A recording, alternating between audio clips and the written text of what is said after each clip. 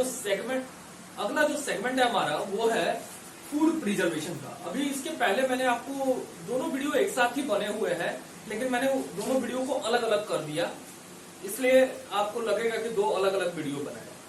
तो इस वीडियो में हम लोग बात करेंगे, आज का जो हमारा टॉपिक है वो है फूड प्रिजर्वेशन। यानी फूड प्रिजर्वेशन कैसे करेंगे। अभी हम लोगों ने जाना कि फूड पॉइजनिंग क्या होती है। कह रहे हैं कि अगर माइक्रोब्स अगर ग्रो कर जाते हैं फूड में और उसको स्पॉइल कर देते हैं तो उसको हम लोग कहते हैं फूड पॉइजनिंग या फूड स्पॉइलेज। अब यहाँ पे फूड प्रिजर्वेशन की बात करते हैं। कह रहे हैं कि अगर हम कुछ ऐसे मेथड इम्प्लाई करें, if we employ some methods that prevent our food from the spoilage, is called the food preservation.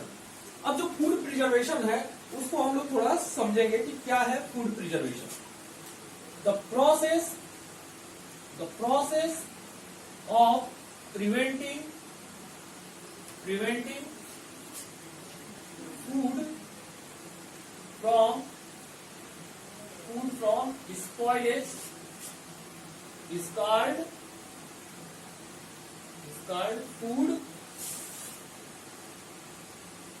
Preservation. कह रहे कि अगर खाने पीने की चीजों को अगर हम लोग खराब होने से बचा ले तो उसको हम लोग कहते हैं फूड प्रिजर्वेशन। अब देखिए, कोई भी माइक्रोब्स को ग्रो करने के 3 कंडीशंस है। वो 3 कंडीशंस क्या है। कह रहा है कि वो 3 कंडीशंस क्या है। कंडीशंस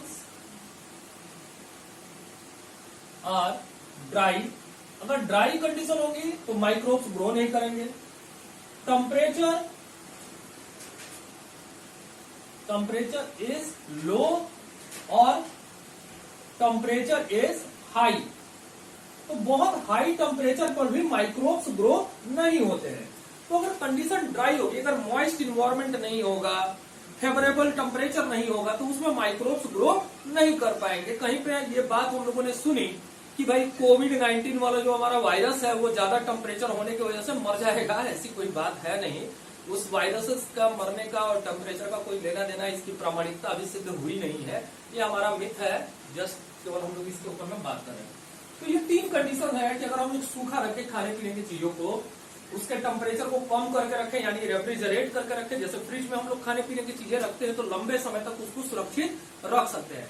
या टेम्परेचर बहुत ज्यादा कर ले, जैसे एक कंडीशन होती है जिसमें हम लोग अल्ट्रा हीटिंग करते हैं, UHT अल्ट्रा हीटिंग जो है टेम्परेचर। यानी जैसे दूध है तो दूध को अगर हम लोग 135 डिग्री सेंटीग्रेड पे 2-3 सेकंड तक अगर उबाल ले तो उसके अंदर मौजूद सारे जो माइक्रोब्स हैं वो मर जाएंगे और वो हमारा फूड जो है, दूध जो है वो प्रिजर्व होकर रहेगा। हम लोगों ने घरों में देखा है कि अगर दूध को अगर हम बिना उबाले कुछ देर तक वैसे ही छोड़ देते हैं, काफी देर तक अगर वैसे पड़ा रहे तो दूध क्या होता है, हमारा फट जाता है, स्पॉइल कर जाता है, यानी उसके अंदर में माइक्रोब्स ग्रो कर जाते हैं। ठीक है, तो ये जो फूड स्पॉइलेज है इसको प्रिवेंट करने के हम लोग कुछ फिजिकल और केमिकल मेथड्स का यूज करते हैं जिससे हम लोग अपने फूड को प्रिजर्व कर सके। तो 2 यहाँ पे मेथड्स हैं, 2 मेथड्स हैं। एक जो मेथड है वो है केमिकल मेथड और दूसरा जो मेथड है वो है हमारा फिजिकल मेथड। तो chemical method and physical method, तो केमिकल और फिजिकल ये 2 हमारे मेथड्स हैं। तो केमिकल मेथड में हम लोग बात करते हैं, सबसे पहला केमिकल मेथड में सीधे सीधे बात करते हैं हम लोग प्रिजर्वेटिव्स के बारे में। By adding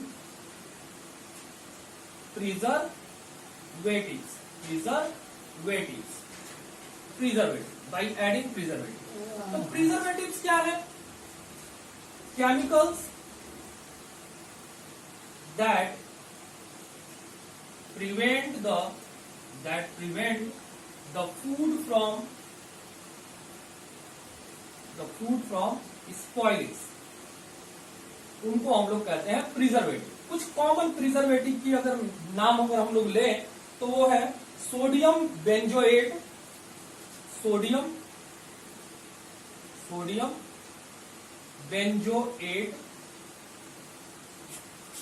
citric acid,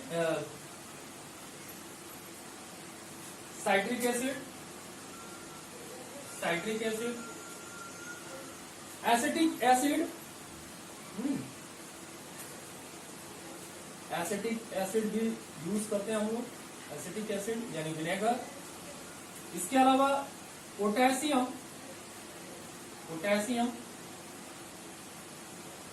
potassium Meta bisulphate, potassium Meta bisulphate.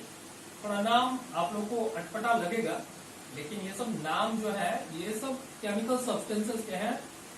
इनको अगर हम लोग अपने खाने पीने की चीजों में अगर यूज करें, अगर इनको डाल देते हैं तो उससे हमारे खाने पीने की चीजें काफी समय तक अच्छी रहती है। जैसे पोटेशियम मेटाबाइसल्फेट है, जैम, जेली, स्क्वैश यानी जो शरबत वगैरह आते हैं हमारे, तो उनके अंदर में पोटेशियम मेटासल्फेट वगैरह मिला दिया जाता है।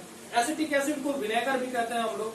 तो इस विनेगर को हम लोग क्या करते हैं, अपने अचार में या कोई खाने पीने की चीज में डाल देते हैं, तो लंबे समय तक वो प्रिजर्व होकर रहता है, जल्दी खराब नहीं होता है। तो ये जो केमिकल सब्सटेंसेस जिनको हम लोग किसी खाने पीने की चीज में ऐड कर देते हैं और वो लंबे समय तक उसे खराब होने से बचाता है, उनको हम लोग कहते हैं प्रिजर्वेटिव्स।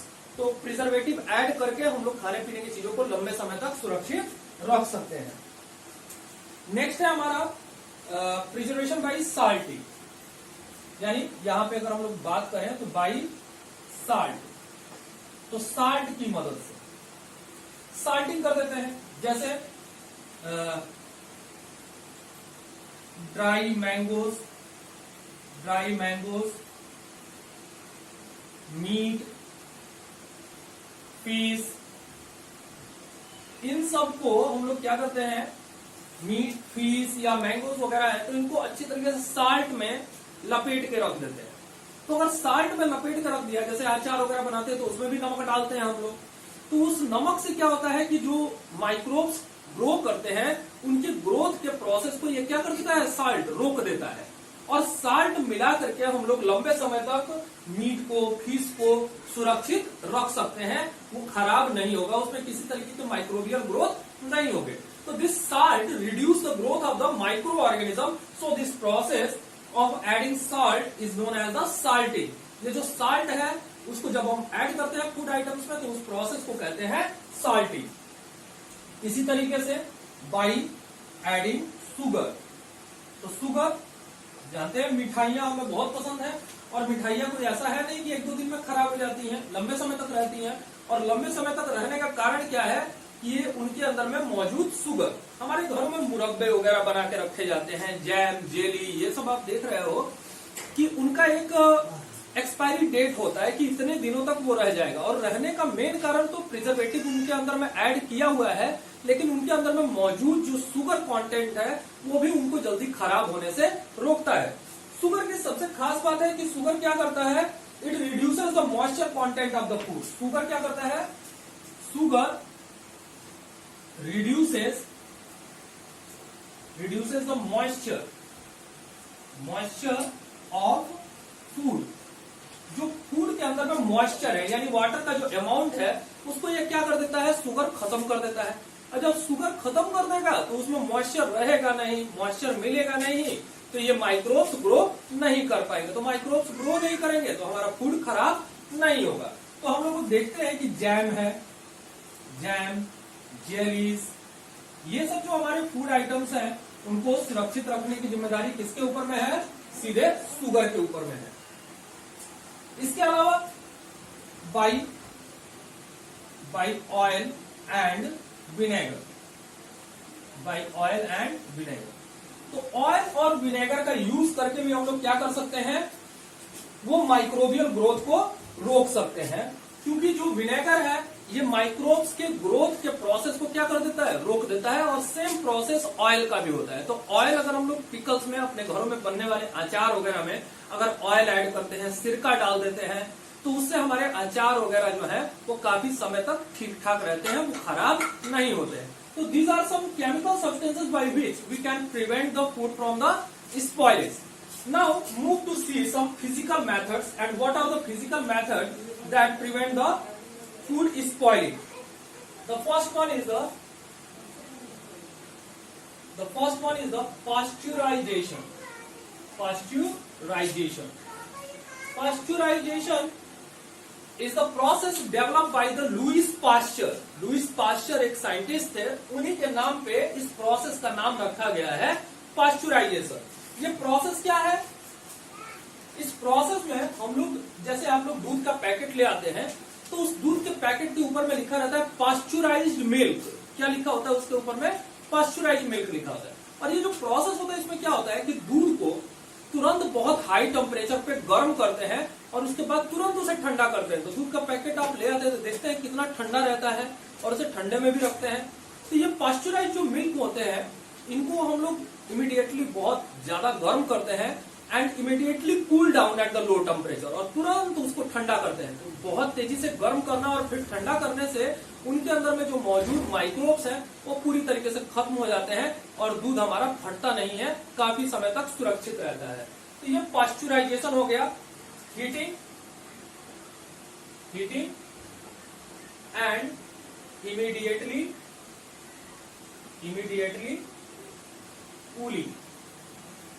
Cooling of milk. ठीक है, तो इस प्रोसेस को हम लोग कहते हैं पास्चुराइजेशन। दूसरा जो प्रोसेस है कूलिंग एंड फ्रीजिंग। दूसरा जो प्रोसेस है वो है फ्रीजिंग यानी कीप इन रेफ्रिजरेटर। तो रेफ्रिजरेटर में खाने पीने की चीजें रखते हैं, दाल है, सब्जी अगर बच गई तो उसे रेफ्रिजरेटर में रख देते हैं। अगर वैसे ही किचन में छोड़ दिया, बहुत गर्मी पड़ रही है, तो सुबह का रखा हुआ खाना शाम को उसमें से बदबू आने लगती है। अगर वो खाते हैं तो उसमें से खट्टा सॉर टेस्ट आता है। और सॉर टेस्ट क्यों आता है? क्योंकि उसके अंदर में माइक्रोब्स ग्रो कर चुके हैं और उन फूड आइटम्स को क्या कर रहे हैं? डिकम्पोज कर रहे हैं। तो डिकम्पोजिशन के प्रोसेस में अलग अलग तरीके के एसिड्स प्रोड्यूस हो रहे हैं उसमें। तो अगर हम इस फूड आइटम को अगर रेफ्रिजरेटर में रख दे तो रेफ्रिजरेटर का टेम्परेचर हमारे रूम टेम्परेचर से काफी कम होता है और उस कम टेम्परेचर में कोई भी माइक्रोब्स ग्रो नहीं कर पाएंगे। तो ये इस पे अगर हम लोग लो टेम्परेचर की बात करें तो low temperature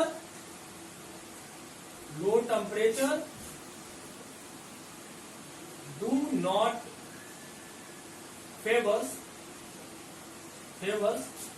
the growth of microbes. तो माइक्रोब्स की ग्रोथ को फेवर नहीं करता है। तो कम टेम्परेचर पे या रेफ्रिजरेटर में रखेंगे तो हमारे खाने पीने की चीजें खराब नहीं होंगी। इसके अलावा कैनिंग और वैक्यूम पैकिंग। हीटिंग भी करके देख सकते हैं बाई हीटिंग। अभी मैंने बताया आपको एक प्रोसेस होता है उसको कहते हैं UHT, अल्ट्रा हीटिंग।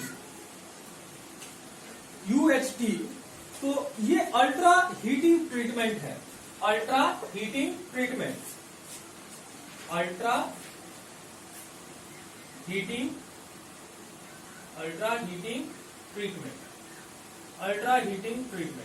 तो इस अल्ट्रा हीटिंग ट्रीटमेंट में हम लोग क्या करते हैं? फूड आइटम्स को बहुत ही हाई टेम्परेचर पे, जैसे मिल्क को अभी मैंने बताया, milk heat up to 135 degree centigrade for 1-2 seconds. केवल 1-2 सेकेंड के लिए हम दूध को 135 डिग्री टेम्परेचर पे गर्म करते हैं और उससे उसके अंदर मौजूद सारे माइक्रोब्स खत्म हो जाते हैं। तो इस हीटिंग के प्रोसेस में हम लोगों ने क्या कर दिया? सारे माइक्रोब्स को खत्म कर दिया। इसके अलावा जो प्रोसेस होता है उसको हम लोग कहते हैं कैनिंग या पैकिंग, वैक्यूम पैकेजिंग का प्रोसेस। तो वैक्यूम क्या है भाई?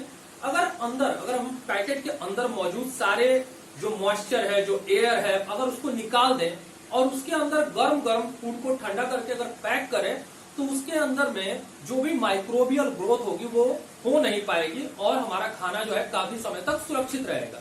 हम लोग जब भी जाते हैं तो खाने पीने की चीजों के लिए पैकिंग वाले फूड को प्रेफर करते हैं। क्यों प्रेफर करते हैं? क्योंकि हमें भरोसा होता है कि उसमें किसी तरीके के माइक्रोबियल ग्रोथ नहीं हो पाएगी। तो माइक्रोबियल ग्रोथ ना हो इसलिए इस पैकिंग के प्रोसेस में क्या करते हैं? उस पैक को पहले वैक्यूमाइज करते हैं, स्टेरलाइज करते हैं, जिससे उसके अंदर में किसी भी तरीके के माइक्रोब्स मौजूद न रह पाए और तब उसके अंदर में जो भी खाने पीने की चीजें हैं उनको रख करके और उनको सील कर दिया जाता है जिससे कोई माइक्रोब्स उनके अंदर में ग्रो न कर सके। तो ये कैनिंग या पैकेजिंग का प्रोसेस है। तो दीज आर सम प्रोसेस। एक और प्रोसेस हमारा रह गया, उसको हम लोग कहते हैं डिहाइड्रेशन। तो डिहाइड्रेशन का मतलब होता है रिमूवल ऑफ वाटर। तो खाने पीने की चीजों से अगर वाटर निकाल दें तो उसमें माइक्रोब्स की ग्रोथ को रोका जा सकता है। आप लोगों ने बड़ा आराम से देखा होगा, आजकल तो आम का सीजन भी चल रहा है। कच्चे आम अगर आपके घरों में आए होंगे तो मम्मी उनको अचार बनाने से पहले आपकी क्या करती है, उनको काट करके धूप में सुखाती है। धूप में सुखाने का प्रोसेस क्या है कि धूप में सूखने से उनके अंदर में मौजूद सारे के सारे जो वाटर कंटेंट है वो सारे के सारे रिमूव हो जाएंगे। वाटर कंटेंट रिमूव होने से उसमें कोई भी माइक्रोब्स ग्रो नहीं कर पाएंगे। तो इस प्रोसेस को कहते हैं डिहाइड्रेशन। तो कैनिंग, डिहाइड्रेशन, हीटिंग, फ्रीजिंग और पास्चुराइजेशन, ये सब हमारे फिजिकल प्रोसेसेस हैं। तो इन फिजिकल प्रोसेस की मदद से हम लोग क्या कर सकते हैं, माइक्रोबियल ग्रोथ को रोक सकते हैं। ठीक है, तो अगला जो हमारा टॉपिक है वो है हमारा नाइट्रोजन साइकिल। तो यहाँ पे हम लोग नाइट्रोजन साइकिल सीधे लेकर के आपके लिए चले आए। बीच में वीडियो पॉज किया था मैंने, ताकि इसको बनाने में जो समय लगेगा वो आपका समय बर्बाद ना हो। तो हमारे सामने जो लास्ट टॉपिक है इस चैप्टर का वो मौजूद है नाइट्रोजन साइकिल। तो नाइट्रोजन साइकिल में हम देखेंगे कि आखिर ये नाइट्रोजन साइकिल होती क्या है। क्लास 9th में जाएंगे तो आपको एक लास्ट चैप्टर मिलेगा जहां पे हम लोग पढ़ेंगे बायो जियो केमिकल साइकिल्स के बारे में। बायो जियो केमिकल साइकिल, यहाँ पे 3 वर्ड है, आप लोग थोड़ा ध्यान से देखिएगा। वर्ड कौन कौन से हैं, बायो, जियो, जियो यानी आपका फोन नहीं, केमिकल साइकिल, केमिकल। तो बायो यानी बायोलॉजिकल यानी लिविंग सब्सटेंसेस, जियो यानी अर्थ, जियोग्राफी यानी अर्थ। जियोग्राफी में हम लोग अर्थ की स्टडी करते हैं, लैंड फॉर्म्स की स्टडी करते हैं। और केमिकल सब्सटेंसेस, तो कह रहा है कि इन केमिकल सब्सटेंसेस का जो मूवमेंट है, जो साइक्लिक प्रोसेस है जिसमें ये मूव करते हैं एक लिविंग ऑर्गेनिज्म से, ये सॉइल के अंदर जाते हैं, फिर सॉइल से ये केमिकल सब्सटेंसेस किसी दूसरे लिविंग ऑर्गेनिज्म में जाते हैं। तो इनका ये जो साइक्लिक प्रोसेस है वो किस तरीके से होता है, वहां पे हम लोग उस चैप्टर में पढ़ते हैं। उस चैप्टर का जो टॉपिक है उसको हम कहते हैं बायो जियो केमिकल साइकिल। तो उसी बायो जियो केमिकल साइकिल का एक हिस्सा है हमारा नाइट्रोजन साइकिल। थोड़ा पे यहाँ पे मैंने आपको ज्यादा डिटेल में बताने की कोशिश की है। अगर आपको ये सब बीच बीच में मैंने कुछ बैक्टीरियम के नाम लिखे हैं, अगर याद नहीं होता है तो कोई फर्क नहीं पड़ता है, आप उसके लिए बिल्कुल परेशान ना होइए। केवल आपको प्रोसेसेस देखिए कि क्या क्या चीजें हैं और कैसे हो रही हैं, उनको आप याद रखने की कोशिश करिए। देखिए, हम जानते हैं कि हमारे जो एयर है, एयर के अंदर में नाइट्रोजन की मात्रा सबसे ज्यादा होती है। कितनी होती है, 78% नाइट्रोजन हमारे एटमॉस्फेयर में मौजूद होता है। तो उस एटमॉस्फेरिक नाइट्रोजन को ही फिक्स किया जाना है। तो उस एटमॉस्फेरिक नाइट्रोजन को हम लोग 3 तरीके से फिक्स करते हैं। एक तो होता है बायोलॉजिकल प्रोसेस, यानी कोई ऑर्गेनिज्म उसको फिक्स करे। दूसरा जो प्रोसेस है वो इंडस्ट्रियल या एटमॉस्फेरिक प्रोसेस है। इंडस्ट्री में जहां पे यूरिया, खाद वगैरह चीजें बनाई जाती हैं तो वहां भी एटमॉस्फेरिक नाइट्रोजन को फिक्स किया जाता है। उसके अलावा एटमॉस्फेरिक, जब बिजली कड़कती है, जब लाइटनिंग स्ट्राइक करती है, तो एटमॉस्फेरिक नाइट्रोजन जो है वो सीधे किस रूप में फिक्स हो जाता है, सॉइल में आकर के वो नाइट्रेट के रूप में आ जाते हैं। ठीक है, हम लोगों ने एसिड रेन की भी बात करी थी। तो एसिड रेन में जो नाइट्रेट बनते हैं वो नाइट्रेट रेनिंग के साथ में जब जमीन पे आते हैं तो सॉइल के अंदर में आकर के वो नाइट्रेट के रूप में टूट करके अलग हो जाते हैं। तो यहाँ पे ये 3 प्रोसेस हो गए, बायोलॉजिकल, इंडस्ट्रियल और एटमॉस्फेरिक। ये 3 तरीके हैं जो हम एटमॉस्फेरिक नाइट्रोजन को सॉइल में फिक्स कर सकते हैं। अब यहाँ पे देखिए, चलिए एक साइकिल को लेके चलते हैं। तो बायोलॉजिकल फिक्सेशन कौन करेगा, हम लोगों ने बात करी थी राइजोबियम बैक्टीरिया के बारे में। तो राइजोबियम बैक्टीरिया कहाँ पाए जाते हैं, they are present in the root nodule of the leguminous plant. Leguminous plant के रूट नोड्यूल में होते हैं। या ब्लू ग्रीन एल्गी के बारे में बात किया था हम लोगों ने। तो ब्लू ग्रीन एल्गी या राइजोबियम बैक्टीरिया जो है वो एटमॉस्फेरिक नाइट्रोजन को किसके लिए फिक्स करते हैं, प्लांट के लिए फिक्स करते हैं। यानी प्लांट को नाइट्रोजन मिल गया। अब प्लांट से ये नाइट्रोजन फूड के थ्रू, जो अलग अलग तरीके का प्लांट फूड है उनके थ्रू ये कहाँ मूव करता है, एनिमल्स में। एनिमल जब अपना वेस्ट मटेरियल रिलीज करते हैं, जो फीकल मटेरियल, जो यूरिन है या वेस्ट है, उसको रिलीज करते हैं, उसके थ्रू ये नाइट्रोजन कहाँ पहुंच जाता है, सॉइल में पहुंच जाता है in the form of the ammonia, ammonia के रूप में पहुंच जाता है। प्लांट डिकम्पोज होते हैं और प्लांट के डिकम्पोजिशन में एक बैक्टीरियम का रोल होता है जिसका नाम है बैसिलस रैमोसन। नाम क्या है, बैसिलस रैमोसन, ये बैक्टीरियम का नाम है। और ये प्लांट को डिकम्पोज करके क्या बना देता है, अमोनिया बना देता है। तो अमोनिया कहाँ बन जाता है, सॉइल के अंदर। अब ये अमोनिया नाइट्रिफिकेशन के प्रोसेस में जाता है, यानी उसका नाइट्रोजनस कंपाउंड में अच्छी तरीके से टूटना होता है। ये अमोनिया से नाइट्राइट बनता है। जो पहला कंपाउंड बनता है अमोनिया से, वो क्या बनता है? नाइट्राइट। और इसको बनाने में जो बैक्टीरियम इन्वॉल्व होता है उसका नाम है नाइट्रोसोमोनास। नाम याद नहीं होगा तो कोई प्रॉब्लम नहीं है। नाइट्रोसोमोनास बैक्टीरियम अमोनिया को क्या करता है? नाइट्राइट में कन्वर्ट कर देता है। देन ये जो नाइट्राइट है अगेन नाइट्रेट में कन्वर्ट होता है। किस में कन्वर्ट होता है? Nitrite converted into nitrate with the help of A bacterium Nitrobacter. एक बैक्टीरियम है जो इस नाइट्राइट को नाइट्रेट में कन्वर्ट करता है, उसका नाम है नाइट्रोबैक्टर। अब ये नाइट्रेट जो है सॉइल में मौजूद है, अभी मैंने बताया, और इस नाइट्रेट को डायरेक्टली कौन ले लेता है? प्लांट ले लेते हैं, और इनकी ये साइकिल फिर चलेगी। प्लांट से कहां जाएगा? एनिमल में। एनिमल अपने वेस्ट के थ्रू क्या बनाएंगे? अमोनिया। प्लांट मटेरियल जब डिकम्पोज होंगे तो क्या बनाएंगे? अमोनिया।